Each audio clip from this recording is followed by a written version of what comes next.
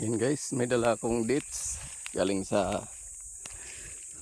Manila, pinatubo ko at may kasamang orange.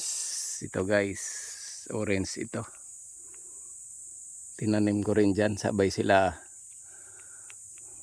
lumaki. Ewan ko lang guys pag nag-ano na ito, kung yan ay hindi sila magtatalo. Ngayon, ito yung nilagay kong mga bunot guys. Muna, bago lalagyan ko ng mga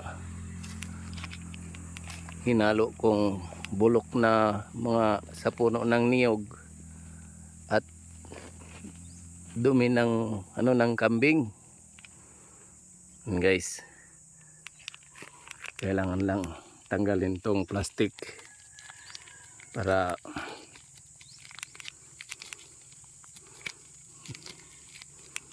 tuloy-tuloy yung niya guys sa pag ng ugat.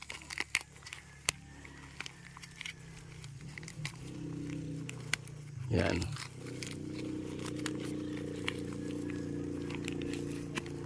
Matanggal yung plastic guys.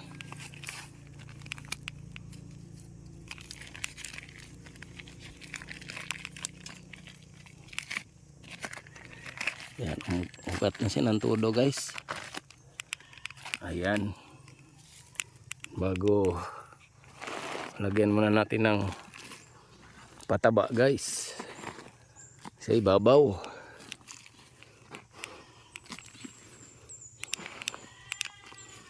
Yan, bago ipatong siya guys.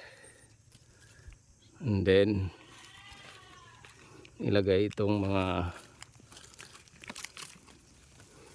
bunot sa gilid.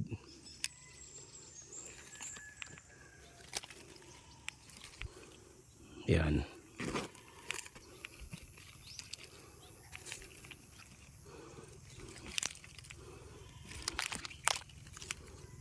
Yan guys.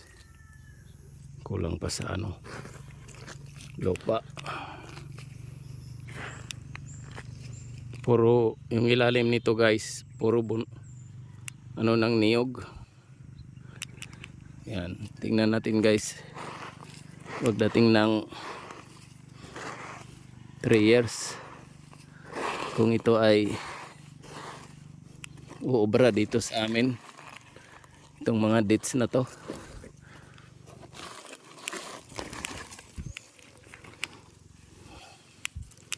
Yan.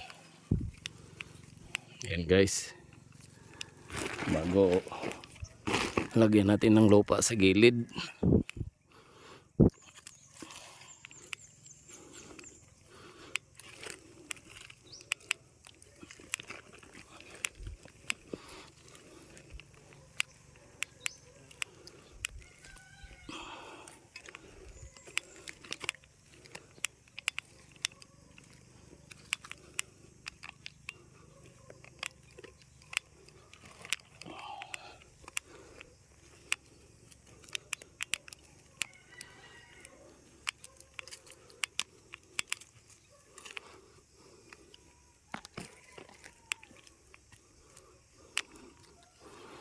Yan guys, ganyan lang guys pagtanim ng dates.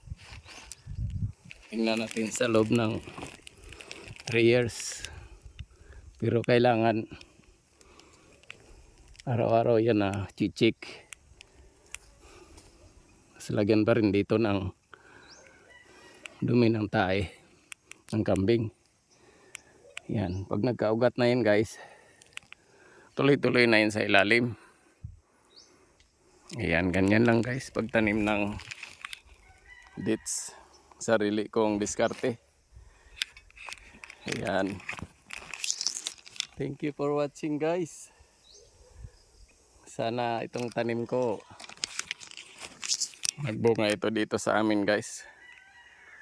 Kasi walang nagtanim dito sa amin. Kung hindi ako lang guys. Ayan. Bye bye guys. Thank you for watching.